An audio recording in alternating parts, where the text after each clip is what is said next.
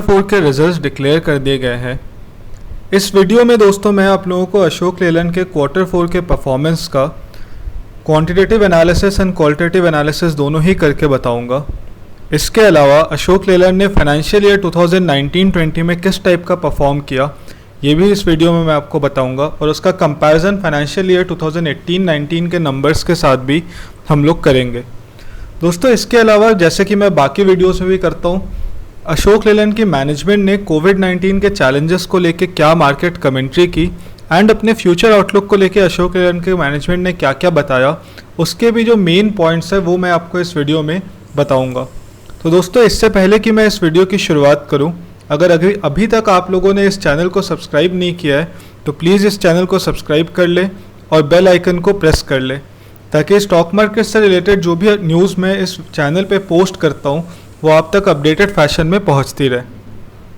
आइए दोस्तों अब ज़्यादा देर ना करते हुए इस वीडियो की शुरुआत करते हैं। दोस्तों अगर Q4 के नंबर्स की बात करें तो अशोक लेलैंड के नंबर्स बहुत ही निराशाजनक आए हैं।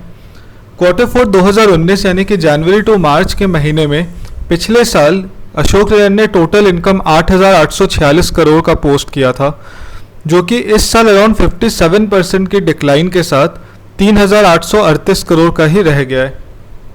दोस्तों वहीं अगर हम लोग ऑपरेटिंग प्रॉफिट की बात करें तो पिछले साल Q4 में जहां अशोक लेलैंड ने 653 करोड़ का नेट ऑपरेटिंग प्रॉफिट पोस्ट किया था, वहीं इस साल कंपनी ने 57 करोड़ का लॉस पोस्ट किया है। तो ये कंपनी जहां पिछले साल प्रॉफिटेबल थी वहां इस साल के क्वार्टर में लॉस मेकिंग कंपनी में कन्वर्ट हो गई है। तो नंबर्स तो दोस्तों बहुत ज़्यादा वीक आए हैं अशोक लेलैंड के। इसके बाद दोस्तों अगर ईयर ऑन ईयर परफॉर्मेंस का कंपैरिजन हम लोग देखें तो उसमें भी नंबर्स कहीं से भी इनकरेजिंग तो नहीं है। मुझे पर्सनली बहुत ही वीक लगे ये नंबर्स। अगर आप 2018-2019 के फाइनेंशियल ईयर में इनकम की बात करें तो अशोक लेलैंड ने 29,113 करोड़ का टोटल इनकम पोस्ट किया था 2018-19 फाइनेंशियल ईयर में। सिमिलरली 2019-20 के फाइनेंशियल ईयर में अराउंड 40% के डिक्लाइन के साथ इस साल उन्होंने 17,468 करोड़ का ही टोटल इनकम रजिस्टर कर पाए। तो उनके टोटल इनकम में अराउंड 40% का डिक्लाइन आया है। दोस्तों अगर ऑपरेटिंग प्रॉफिट की बात करें तो ऑपरेटिंग प्रॉफिट में तो इससे भी बुरा हाल है। उनका ऑपरेटिंग प्रॉफिट में 88% का डिक्लाइन आया है, जहां पिछले साल फाइनेंशियल ईयर में 2079 करोड़ का नेट ऑपरेटिंग प्रॉफिट था इस कंपनी का, वहीं इस साल के फाइनेंशियल ईयर में इस कंपनी ने 240 करोड़ का ही नेट ऑपरेटिंग प्रॉफिट रजिस्टर किया है। दोस्तों अगर एबिटा पे हम लोग ध्यान दें तो earnings before interest tax depreciation and amortization decline by 81% to ₹183 crore for the quarter ended March 2020।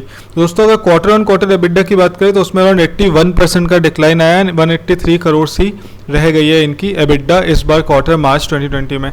अगर फुल फाइनेंशियल ईयर की बात करें दोस्तों तो उसमें भी एबिटा में अराउंड 63% का डिक्लाइन आया है एंड अब टोटल 1,174 करोड़ का ही रह गया टोटल एबिटा इनका फुल फाइनेंशियल 2019-20 के लिए।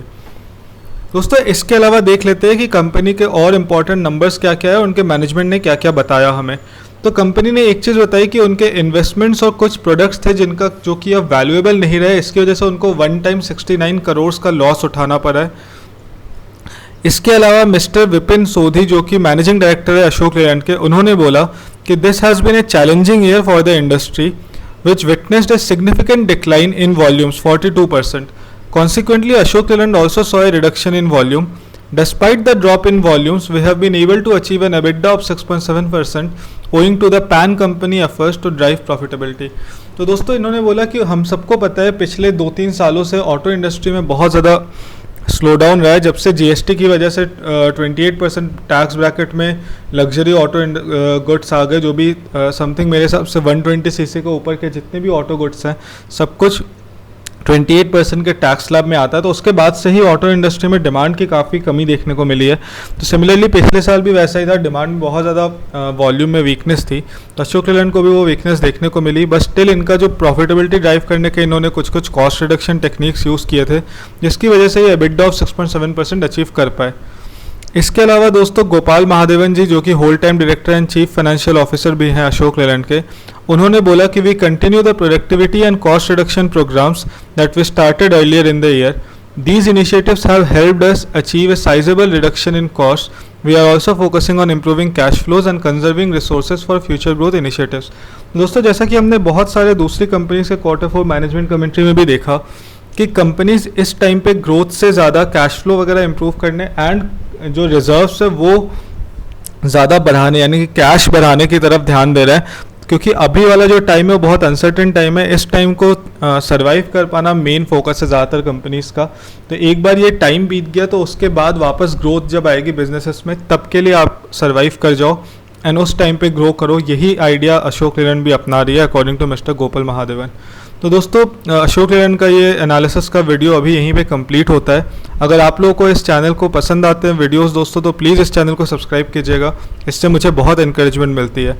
दोस्तों इस वीडियो को भी लाइक कीजिएगा और शेयर करना मत भूलिएगा अपने दोस्तों के साथ। धन्यवाद।